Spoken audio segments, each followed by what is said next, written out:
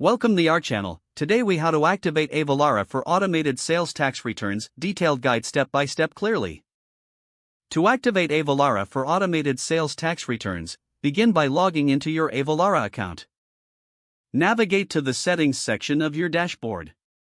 Locate the sales tax tab within the settings menu. Click on the option that says sales tax returns. You will now see different return types available for configuration. Select the return type that applies to your business. Follow the prompts to enter your business information, including your tax registration details.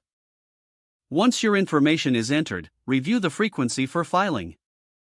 Choose whether you would like to file monthly, quarterly, or annually. After selecting the filing frequency, confirm your selection. Next, set up your payment method for any owed sales taxes. Avalara may prompt you to link your bank account for automatic payments. Provide the necessary banking information and ensure it is accurate. Once you have completed all entries, review your settings for accuracy. Save your configuration to ensure all changes are applied. Proceed to integrate Avalara with your e-commerce platform. Access the integration options provided by Avalara in the dashboard. Follow the specific instructions for your chosen platform, such as Shopify or WooCommerce.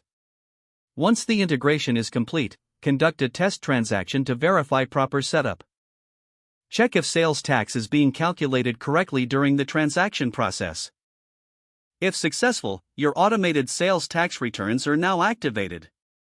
Regularly log into your Avalara account to monitor your returns and file as needed. Make any adjustments if your business operations change or if new tax rates are introduced. If the page does not load, refresh the browser or try again in a private or incognito window. Make sure you are using the correct email address, then retype it carefully to avoid small typos. If your password is not accepted, use the reset option and create a new strong password you can remember.